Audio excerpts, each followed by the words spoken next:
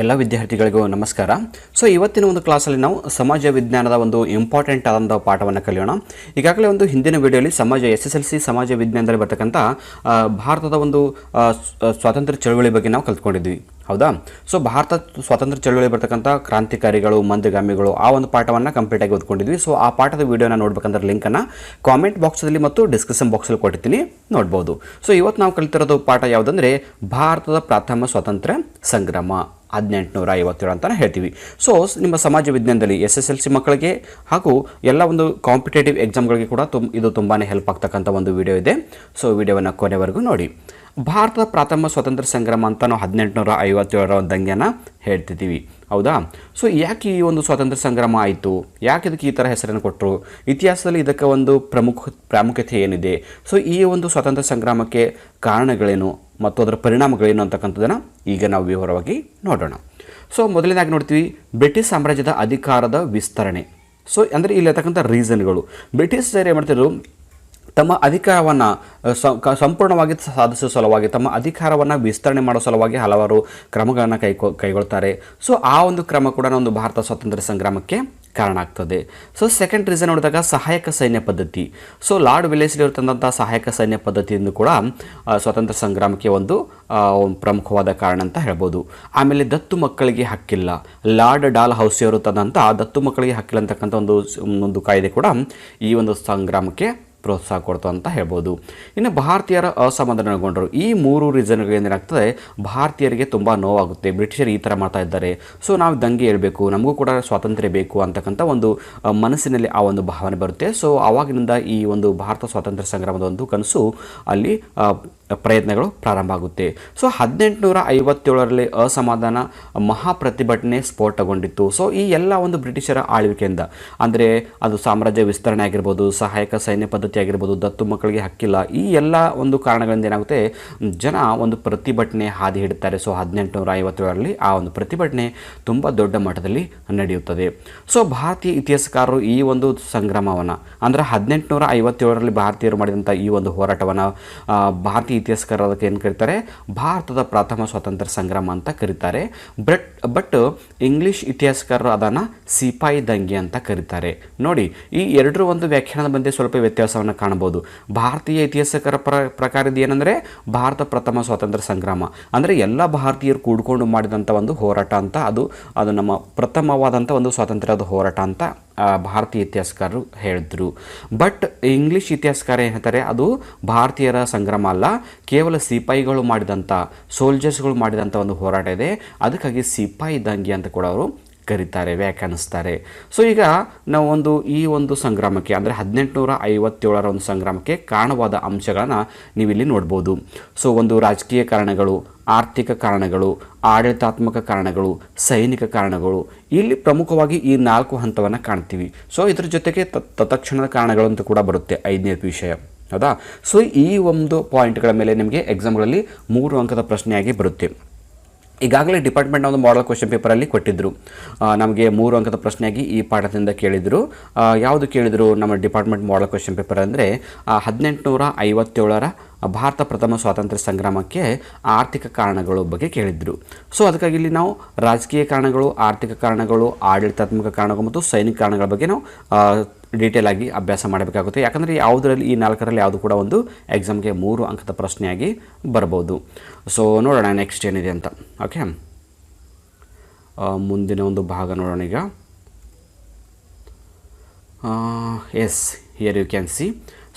ಪ್ರಥಮ ಸ್ವಾತಂತ್ರ್ಯ ಸಂಗ್ರಾಮಕ್ಕೆ ಕಾರಣ ನಾವು ಶಾರ್ಟಾಗಿ ನೋಡ್ತೀವಿ. ರಾಜಕೀಯ ಕಾರಣ, ಆರ್ಥಿಕ ಕಾರಣಗಳು, ಆಡಳಿತಾತ್ಮಕ ಕಾರಣಗಳು, ಸೈನಿಕ ಕಾರಣಗಳು. ಈ ಒಂದೊಂದು ವಿಷಯಗಳ ಬಗ್ಗೆ ನಾವೀಗ ಡೀಟೇಲ್ ಆಗಿ ನೋಡೋಣ. ರಾಜಕೀಯ ಕಾರಣಗಳಂದರೆ ಯಾವುವು? ದತ್ತು ಮಕ್ಕಳಿಗೆ ಹಕ್ಕಿಲ್ಲ ಎಂಬ ನೀತಿಯಿಂದ ದೇಶೀಯ ರಾಜರು ತಮ್ಮ ರಾಜ್ಯವನ್ನು ಕಳ್ಕೊಂಡ್ರು.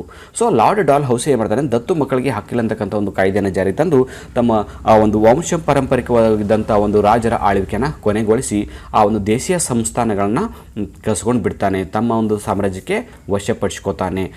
ಈ ಒಂದು ಇದು ಒಂದು ರಾಜಕೀಯ ಕಾರಣ ಅಂತ ಹೇಳ್ಬೋದು. ಇನ್ನು ಎರಡನೇದು ಸತಾರಾ, ಜೈಪುರ್, ಝಾನ್ಸಿ, ಉದಯ್ಪುರ್ ಸಂಸ್ಥಾನಗಳು ಬ್ರಿಟಿಷರ ವಶ ಆಗೋದು.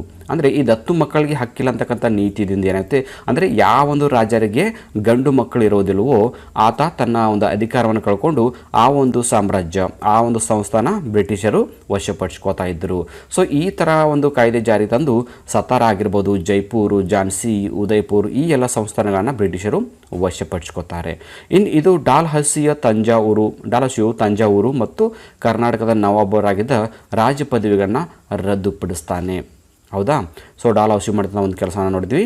ಇನ್ನು ಮೊಘಲ್ ಚಕ್ರವರ್ತಿ ಔದ್ನ ನವಾಬ್ ಪದಚ್ಯುತಿಗೊಳಿಸಿದರ ಪರಿಣಾಮ ಲಕ್ಷಾಂತರ ಸೈನಿಕರು ನಿರುದ್ಯೋಗಿಗಳಾಗ್ತಾರೆ.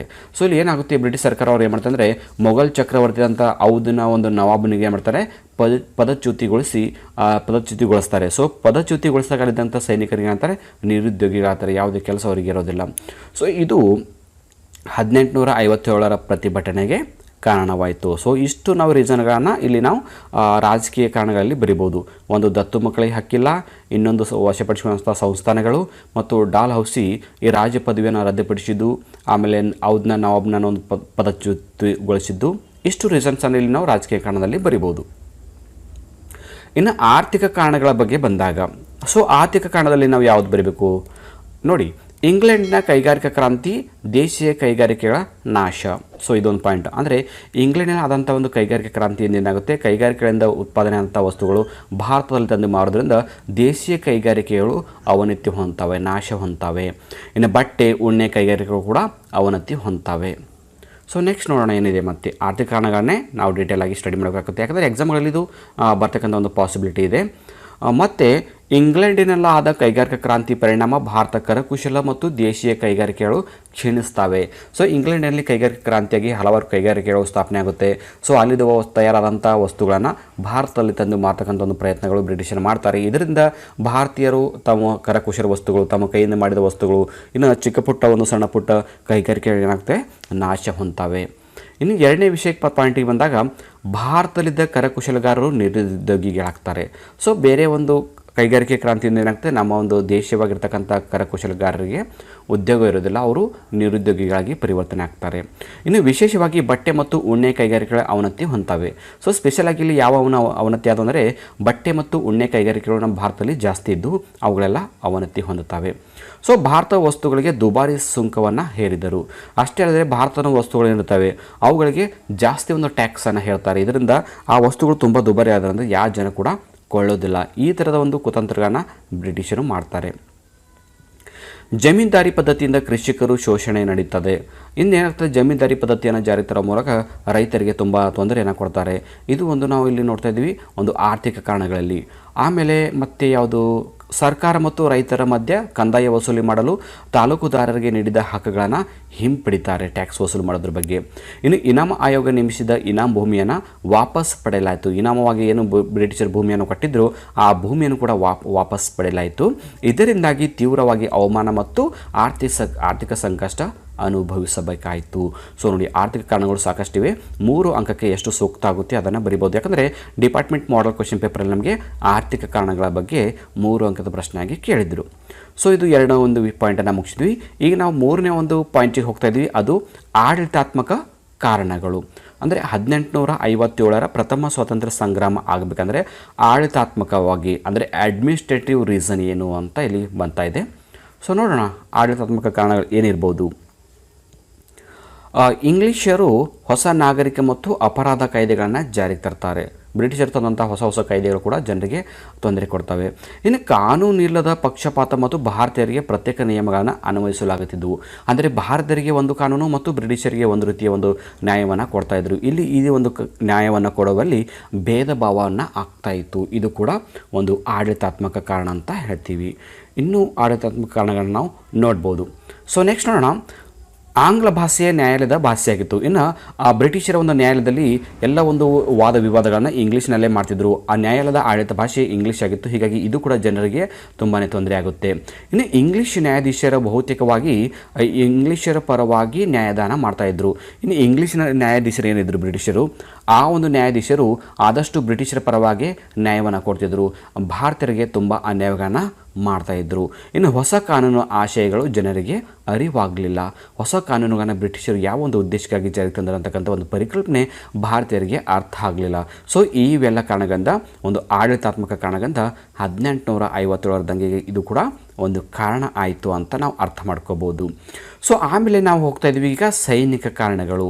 ಸೊ ಸೈನಿಕ ಕಾರಣಗಳಿಂದ ಕೂಡ 1857 ಸ್ವಾತಂತ್ರ್ಯ ಸಂಗ್ರಾಮ ಕೂಡ ಆಗುತ್ತೆ. ಸೊ ಆ ಕಾರಣಗಳು ಯಾವುವು? ಬ್ರಿಟಿಷರ ಸೈನ್ಯದಲ್ಲಿ ಭಾರತೀಯ ಸಿಪಾಯಿಗಳ ಪರಿಸ್ಥಿತಿ ಗಂಭೀರವಾಗಿತ್ತು. ನೋಡಿ, ಅಂದರೆ ಬ್ರಿಟಿಷರು ಏನು ಮಾಡ್ತಿದ್ರು, ತಮ್ಮ ಸೈನ್ಯದಲ್ಲಿ ಭಾರತೀಯರನ್ನು ಉಪಯೋಗ ಮಾಡ್ತಾಯಿದ್ರು, ಸೈನಿಕರಾಗಿ ನೇಮಕ ಮಾಡ್ಕೊಂಡಿದ್ರು. ಬಟ್ ಆ ಒಂದು ಸಿಪಾಯಿಗಳಿಗೆ ಸರಿಯಾಗಿ ನೋಡ್ತಾ ಇರಲಿಲ್ಲ, ಅವರಿಗೆ ತುಂಬ ಭೇದ ಭಾವ ಮಾಡ್ತಾಯಿದ್ರು. ಇದರಿಂದ ಭಾರತೀಯರ ಒಂದು ಸಿಪಾಯಿಗಳ ಪರಿಸ್ಥಿತಿ ತುಂಬ ಶೋಚನೀಯವಾಗಿತ್ತು, ಕಷ್ಟದಿಂದ ಕೂಡಿತ್ತು. ಆಂಗ್ಲ ಸೈನಿಕರಿಗಿದ್ದ ಸ್ಥಾನಮಾನ, ವೇತನ, ಬಡ್ತಿ ಅವಕಾಶಗಳು ಭಾರತೀಯ ಸಿಪಾಯಿಗಳಿಗೆ ಇರಲಿಲ್ಲ.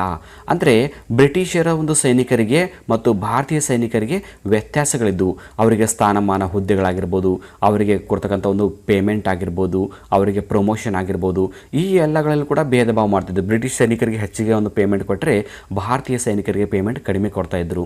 ಇನ್ನು ಬ್ರಿಟಿಷ್ ಸೈನಿಕರಿಗೆ ಪ್ರಮೋಷನ್ ಕೊಡ್ತಾಯಿದ್ರು, ನಮ್ಮ ಸೈನಿಕರಿಗೆ ಯಾವುದೇ ಕಾರಣಕ್ಕೂ ಪ್ರಮೋಷನ್ಗಳು, ಅವಕಾಶಗಳು ಕೊಡ್ತಾ ಇರಲಿಲ್ಲ. ಇನ್ನೊಂದು ರೀಸನ್ ಏನಂದರೆ, ಭಾರತೀಯ ಸೈನಿಕರನ್ನು ಸಾಗರೋತ್ತರ ಸೇವೆಗಳಿಗೆ ಒತ್ತಾಯಿಸಿದ್ದು ಧಾರ್ಮಿಕವಾಗಿ ಸೈನಿಕರನ್ನು ಪ್ರಚೋದನೆ ಮಾಡ್ತದೆ. ಸೊ ಈ ಒಂದು 3 ಕಾರಣಗಳಿಂದ ಸೈನಿಕ ಕಾರಣಗಳಂತ ನಾವಿಲ್ಲಿ ಅಭ್ಯಾಸವನ್ನು ಮಾಡ್ತೀವಿ. ಸೊ ನೆಕ್ಸ್ಟ್ ಒಂದು ಪೇಜಲ್ಲಿ ನೋಡ್ತೀವಿ, ಇನ್ನೊಂದು ರೀಸನ್ ಇದೆ. ಇದು ನಾನು ಹೇಳಿದೆ ನಿಮಗೆ, ರೀಸನ್ಗಳು 4 ಇದ್ದರೂ ಕೂಡ ಇನ್ನೊಂದು ರೀಸನ್ ಯಾವುದಂದರೆ, ಕೊನೆಯ ಒಂದು ರೀಸನ್ ದಂಗೆಯ ತಕ್ಷಣದ ಕಾರಣಗಳು.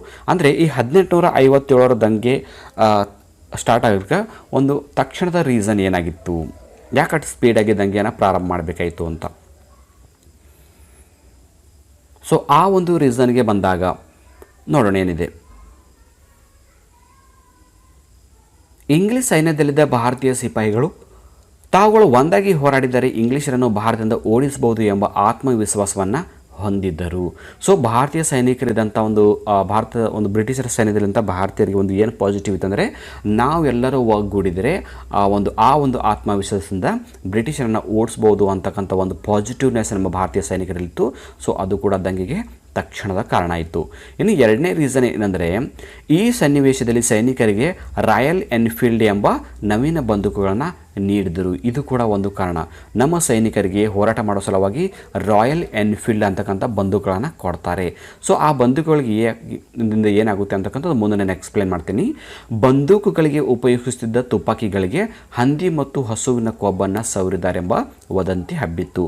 ಸೊ ಈ ರಾಯಲ್ ಎನ್ಫೀಲ್ಡ್ ಅಂತಕ್ಕಂಥ ಒಂದು ಬಂದೂಕುಗಳು, ಬಾಂಬ್ಗಳು ಏನು ಕೊಡ್ತಾ ಇದ್ರು, ಆ ಒಂದು ತುಪಾಕಿಗಳ ಮುಂದ್ಗಡೆ ಏನು ಮಾಡ್ತಿದ್ರು, ಹಂದಿ ಮತ್ತು ಹಸುವಿನ ಕೊಬ್ಬನ್ನು, ಮಾಂಸವಾದ ಒಂದು ಕೊಬ್ಬನ್ನು ಹಚ್ಚುತ್ತಾ ಇದ್ದರು.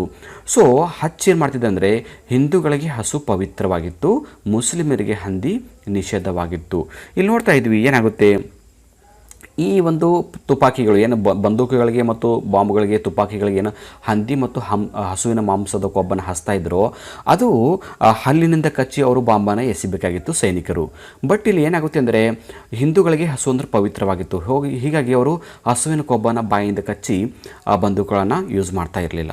ಇನ್ನು ಮುಸ್ಲಿಮರಿಗೆ ಹಂದಿ ನಿಷೇಧವಾಗಿದೆ. ಸೊ ಅವರು ಹಂದಿ ಮಾಂಸವನ್ನು ಹಲ್ಲಿನಿಂದ ಹೇಗೆ ಕಚ್ಚಬೇಕು, ಹೀಗಾಗಿ ಹಿಂದೂಗಳ ಮತ್ತು ಮುಸ್ಲಿಮರ ಧಾರ್ಮಿಕ ಭಾವನೆಗಳಿಗೆ ಧಕ್ಕೆ ಆಗುತ್ತೆ. ಸೊ ಹೀಗಾಗಿ ಈ ಬ್ರಿಟಿಷ್ ಸೈನ್ಯದಲ್ಲಿದ್ದಂಥ ಭಾರತೀಯರು ಈ ಒಂದು ಬಂದೂಕುಗಳನ್ನು, ತುಪಾಕಿಗಳನ್ನು ಉಪಯೋಗ ಮಾಡೋಕ್ಕೆ ತಿರಸ್ಕಾರ ಮಾಡ್ತಾರೆ. ಸೊ ಈ ವದಂತಿ ದಂಗೆಗೆ ತಕ್ಷಣದ ಕಾರಣವಾಗುತ್ತೆ. ಇನ್ನು ಬ್ಯಾರಕ್ಪುರದಲ್ಲಿನ ಸೈನಿಕ ಪಡೆಯಲ್ಲಿ ಈ ವದಂತಿಯ ತೀವ್ರ ಅಸಮಾಧಾನಕ್ಕೆ ಕಾರಣವಾಗುತ್ತದೆ. ಅಂದರೆ ಬ್ಯಾರಕ್ಪುರದ ಏನೊಂದು ಸೈನಿಕರ ಒಂದು ಪಡೆ ಇತ್ತು, ಆ ಸೈನಿಕರಿಗೆ ಈ ಒಂದು ವದಂತಿ ಹಬ್ತದೆ. ಅವರು ಬಂದೂಕುಗಳಿಗೆ ಮತ್ತು ಬಾಂಬ್ಗಳಿಗೆ ಹಂದಿ ಮತ್ತು ಹಸುವಿನ ಮಾಂಸವನ್ನು, ಒಂದು ಕೊಬ್ಬನ್ನು ಸವರಿದ್ದಾರೆ ಅಂತಕ್ಕಂಥ ಮಾಹಿತಿ ಗೊತ್ತಾದಾಗ ಆ ಬ್ಯಾರಕ್ಪುರದಲ್ಲಿರ್ತಕ್ಕಂಥ ಸೈನಿಕರು ಏನು ಮಾಡ್ತಾರೆ, ಆ ಬಾಂಬ್ಗಳನ್ನು ಯೂಸ್ ಮಾಡೋದಿಲ್ಲ. ಸೈನಿಕರಿಗೆ ತುಪಾಕಿಗಳನ್ನು ಹಲ್ಲಿನಿಂದ ಕಚ್ಚಿ ತೆಗೆಯುವಂತೆ ಬ್ರಿಟಿಷರು ಆದೇಶಿಸಿದಾಗ ಇದನ್ನು ತಿರಸ್ಕರಿಸಿ ಮೇಲಾಧಿಕಾರಿಗಳ ವಿರುದ್ಧ ಬ್ಯಾರಕ್ಪುರದ ಸೈನಿಕರು ಬಂಡಾಯವನ್ನು ಹೇಳ್ತಾರೆ. ಸೊ ಹಲ್ಲಿನಿಂದ ಕಚ್ಚಿ ಆ ಬಾಂಬ್ಗಳನ್ನು ಎಸಿಬೇಕು, ಬಂದೂಕನ್ನು ಯೂಸ್ ಮಾಡಬೇಕು ಅಂತ ಬ್ರಿಟಿಷರು ಒಂದು ಅಧಿಕಾರಿ ಆದೇಶ ಮಾಡಿದಾಗ ಬ್ರಿಟಿಷರ ಸೈನ್ಯದಲ್ಲಿರ್ತಕ್ಕಂಥ ಭಾರತೀಯರು ತಿರಸ್ಕಾರ ಮಾಡ್ತಾರೆ. ಆ ಅಧಿಕಾರಿಯ ಒಂದು ಆದೇಶವನ್ನು ಧಿಕ್ಕರಿಸಿ ಬಂಡಾಯವನ್ನು ಹೇಳ್ತಾರೆ, ದಂಗೆ ಹೇಳ್ತಾರೆ. ಇದೇ ಸಂದರ್ಭದಲ್ಲಿ ಮೊಘಲರು ಯಾರು ಮಂಗಲ್ ಪಾಂಡೆ ಎಂಬ ಸೈನಿಕನು ಬ್ರಿಟಿಷ್ ಸೈನ್ಯದ ಅಧಿಕಾರಿಯನ್ನು ಕೊಂದು ಹಾಕ್ತಾನೆ. ಸೊ ಬ್ಯಾರಕ್ಪುರದಲ್ಲಿ ಆದಂಥ ಈ ಒಂದು ದಂಗೆಯಲ್ಲಿ ಮಂಗಲ್ ಪಾಂಡೆ ಅಂತಕ್ಕಂಥ ಒಬ್ಬ ವೀರ ಸೈನಿಕ ಏನು ಮಾಡ್ತಾನೆ ಅಂದರೆ ಈ ಥರದ ಒಂದು ಕೊಬ್ಬು ಸವರಿದಂಥ ಬಂದೂಕುಗಳು ನಾವು ಯೂಸ್ ಮಾಡೋದಿಲ್ಲ ಅಂತ ಹೇಳಿ ಆ ಬ್ರಿಟಿಷ್ ಅಧಿಕಾರಿಯನ್ನು ಕೊಂದು ಹಾಕ್ತಾನೆ. ಇದರ ಪರಿಣಾಮವಾಗಿ ಮಂಗಲ್ ಪಾಂಡೆಯನ್ನು ಬಂಧಿಸಿ ವಿಚಾರಣೆಗೊಳಪಡಿಸಿ ಗಲ್ಲಿಗೇರಿಸ್ತಾರೆ. ಸೊ ಮಂಗಲ್ ಪಾಂಡೆ ಏನು ಮಾಡ್ತಾನೆ ಅಂದರೆ ಈ ಬ್ರಿಟಿಷ್ ಸೈನ್ಯದ ಅಧಿಕಾರಿಯನ್ನು ಕೊಂದು ಹಾಕಿದ ಸಲುವಾಗಿ ಬ್ರಿಟಿಷ್ ಸರ್ಕಾರ ಅವನಿಗೆ ಮರಣದಂಡನೆಯನ್ನು ವಿಧಿಸ್ತಾರೆ, ಗಲ್ಲಿಗೇರಿಸ್ತಾರೆ ಅಂತ ಇಲ್ಲಿ ನಾವು ನೋಡ್ತೀವಿ. ಸೊ ಈ ದಂಗೆಯ ಹರಡುವಿಕೆ ಬಗ್ಗೆ ಈಗ ನಾವು ನೋಡೋಣ. ಅಂದರೆ ಈ ದಂಗೆ ಭಾರತದಲ್ಲಿ ಯಾವ ಥರ ವ್ಯಾಪಿಸಿತ್ತು, ಯಾವ ಪ್ರಾಂತ್ಯಗಳಲ್ಲಿದು ವಿಸ್ತರಿಸಿತ್ತು ಅಂತಕ್ಕಂಥ ಒಂದು ವಿಷಯವನ್ನು ಕೂಡ ನಾವು ಇಲ್ಲಿ ಡೀಟೇಲ್ ಆಗಿ ನೋಡಬೇಕು. ಸೊ ದಂಗೆಯ ಹರಡುವಿಕೆ. ಮೀರತ್ ಬ್ರಿಟಿಷರ ಪ್ರಬಲ ಸೇನಾ ನೆಲೆಯಾಗಿತ್ತು. ಸೈನಿಕರಿಗೆ ತುಪಾಕಿಗಳನ್ನು ಬಳಸಲು ನಿರಾಕರಿಸಿದ್ದರು. ಆಗ ಸಿಪಾಯಿಗಳನ್ನು ಬಂಧಿಸಲಾಯಿತು.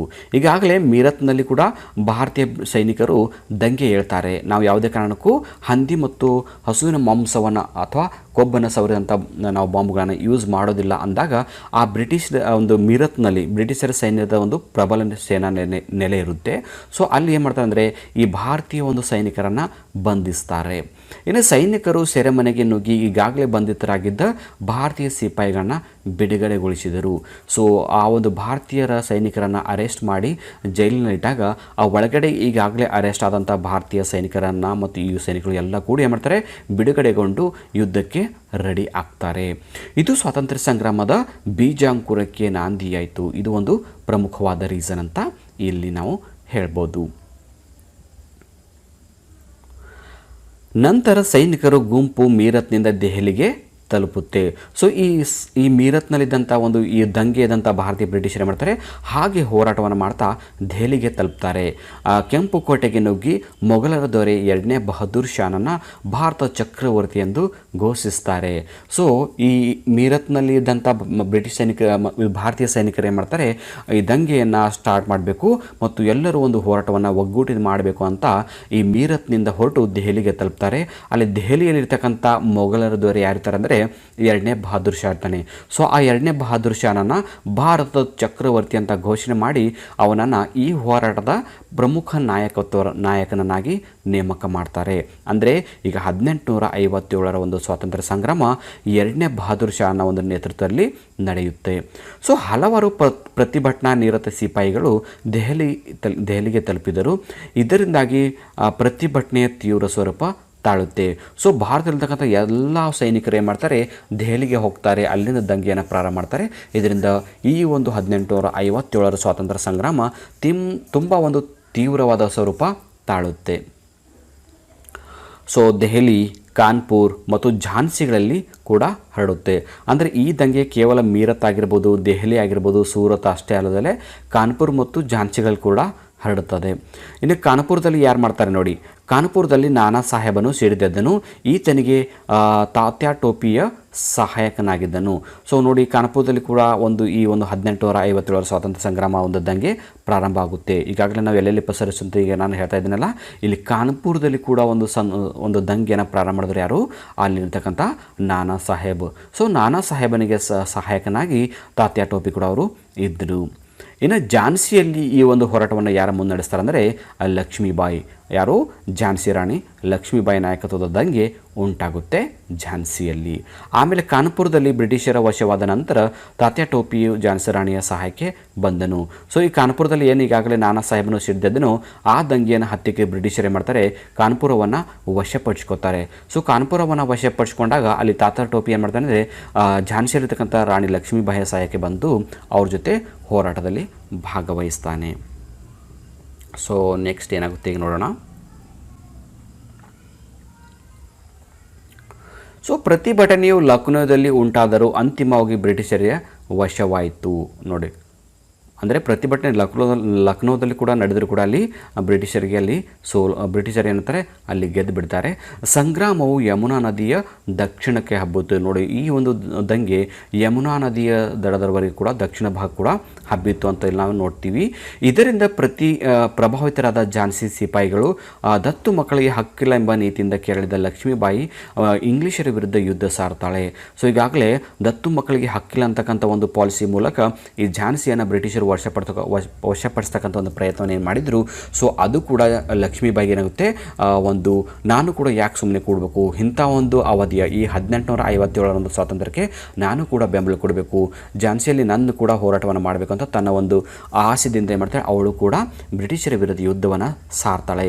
ಯುದ್ಧ ಮಾಡಿ ಗ್ವಾಲಿಯರನ್ನು ಕೂಡ ವಶಪಡಿಸ್ಕೋತಾಳೆ. ಗ್ವಾಲಿಯರಿಗಾಗಲೇ ಬ್ರಿಟಿಷರ ಅಧೀನದಲ್ಲಿ ಇತ್ತು.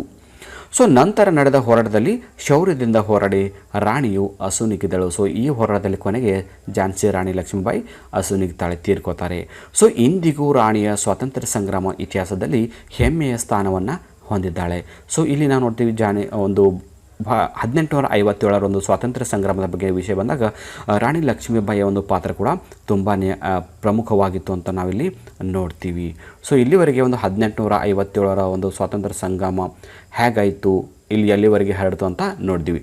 ಇನ್ನು ಈ ಒಂದು 1857 ಒಂದು ದಂಗೆ ವಿಫಲವಾಗಲು ಕಾರಣವೇನು ಅಂತ ನಿಮಗೆ ಎಕ್ಸಾಮ್ಗಳಲ್ಲಿ ಪ್ರಶ್ನೆ ಕೇಳ್ಬೋದು.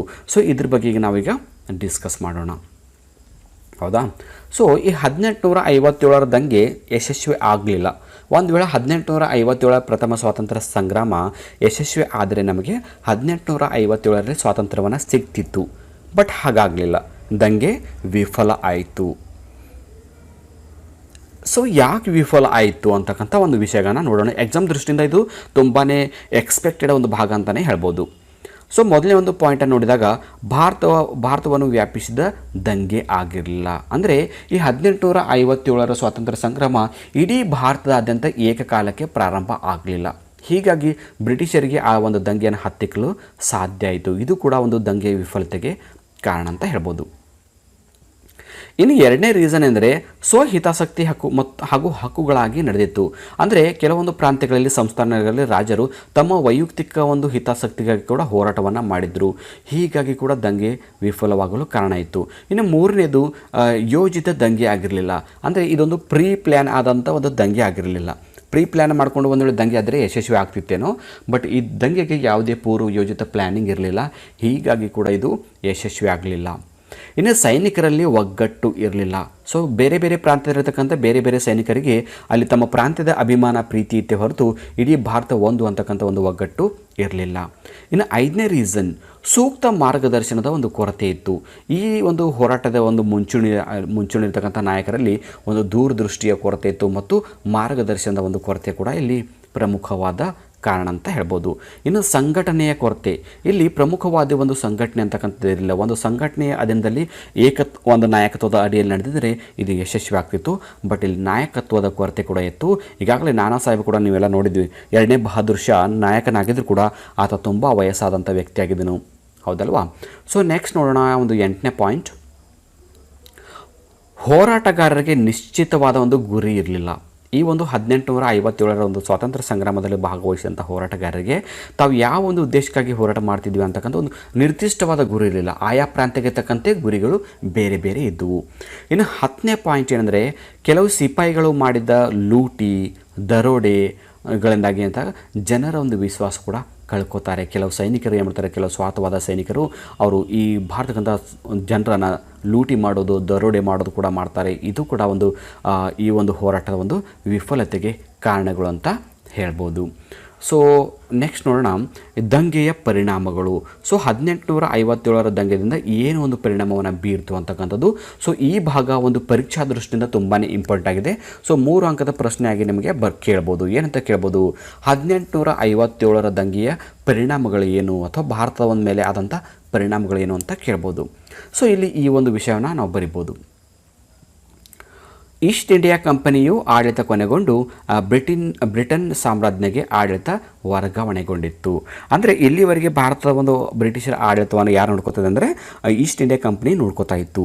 ಬಟ್ ಈ 1857 ಸ್ವಾತಂತ್ರ್ಯ ಸಂಗ್ರಾಮದ ನಂತರ ಏನಾಗುತ್ತೆ, ಈ ಒಂದು ಆಡಳಿತ ಈಸ್ಟ್ ಇಂಡಿಯಾ ಕಂಪನಿಯ ಆಡಳಿತ ಕೊನೆಗೊಂಡು ನೇರವಾಗಿ ಬ್ರಿಟನ್ನ ಒಂದು ರಾಣಿಯ ಕೈಗೆ ಈ ಒಂದು ಭಾರತ ಆಡಳಿತ ಹೋಗುತ್ತೆ. ಇದು ಒಂದು ಪರಿಣಾಮ. ಇನ್ನು ಎರಡನೇ ಪರಿಣಾಮ ನೋಡಿ, ಭಾರತ ವ್ಯವಹಾರವನ್ನು ಬ್ರಿಟಿಷ್ ಪಾರ್ಲಿಮೆಂಟ್ನ ಭಾರತ ವ್ಯವಹಾರಗಳ ಕಾರ್ಯದರ್ಶಿಗೆ ಒಪ್ಪಿಸಲಾಯಿತು.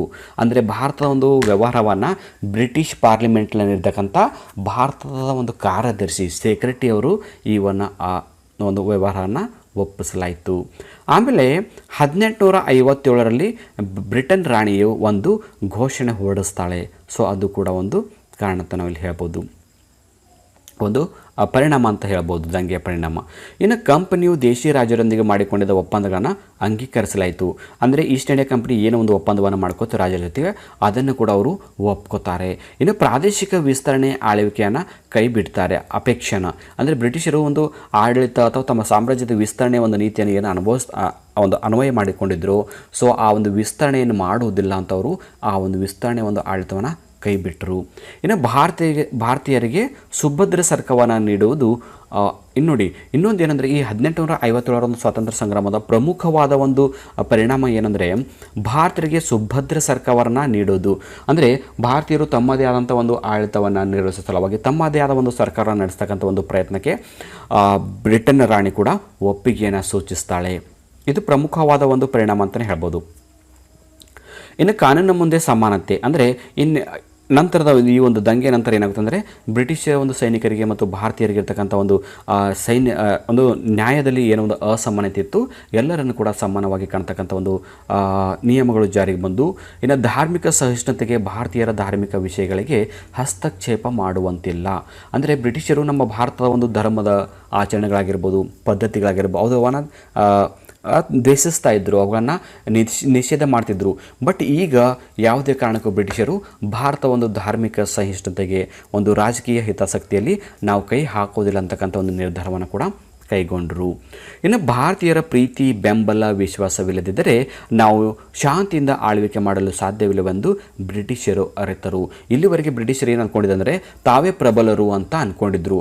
ಬಟ್ ಯಾವಾಗ 1857ರ ಒಂದು ದಂಗೆ ಆಯಿತು, ಆವಾಗ ಗೊತ್ತಾಯಿತು ಭಾರತೀಯರು ಕೂಡ ತುಂಬಾ ಸ್ಟ್ರಾಂಗ್ ಆಗಿದ್ದಾರೆ. ಸೊ ಅವರ ಒಂದು ಬೆಂಬಲ ಇಲ್ಲದೆ, ಅವರ ಒಂದು ಪ್ರೀತಿ ವಿಶ್ವಾಸವಿಲ್ಲದೆ ನಾವಿಲ್ಲಿ ಶಾಂತವಾಗಿ ಆಡಳಿತ ನಡೆಸೋಕೆ ಆಗೋದಿಲ್ಲ ಅಂತಕ್ಕಂಥದ್ದು ಅವರಿಗೆ ಮನವರಿಕೆ ಆಯಿತು. ಇನ್ನು 1857ರ ಸಂಘಟನೆ ಒಂದು ಘಟನೆ ನಂತರ ಶಾಸನ ರೂಪಿಸುವ ಪ್ರಕ್ರಿಯೆಯಲ್ಲಿ ಭಾರತೀಯರು ಒಳಗೊಂಡ ನೀತಿಯು ಜಾರಿಗೊಳಿಸಿದರು.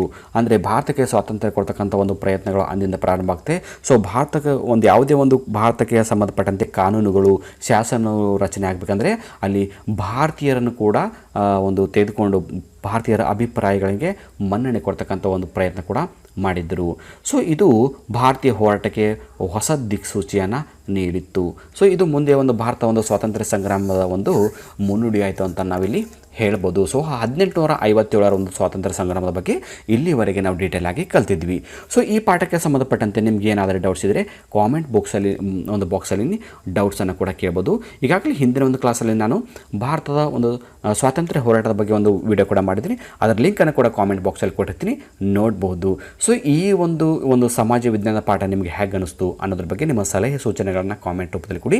ಮತ್ತು ಈ ವಿಡಿಯೋನ ನಿಮ್ಮ ಎಲ್ಲ ಫ್ರೆಂಡ್ಸ್ ಗ್ರೂಪಲ್ಲಿ ಕೂಡ ಶೇರ್ ಮಾಡ್ಕೊಳ್ಳಿ. ಮತ್ತು ನಮ್ಮ ಚಾನಲ್ಗೆ ಯಾರು ಸಬ್ಸ್ಕ್ರೈಬ್ ಆಗಿ, ಯಾಕಂದರೆ ನಾನು ಪ್ರತಿದಿನ ಮಾಡ್ತಕ್ಕಂಥ ವೀಡಿಯೋಗಳ ನೋಟಿಸ್ ನಮಗೆ ಸಿಗುತ್ತೆ ಅಂತ ಹೇಳ್ತಾ ಇವತ್ತಿನ ಕ್ಲಾಸನ್ನು ಇಲ್ಲಿಗೆ ಎಂಡ್ ಮಾಡೋಣ.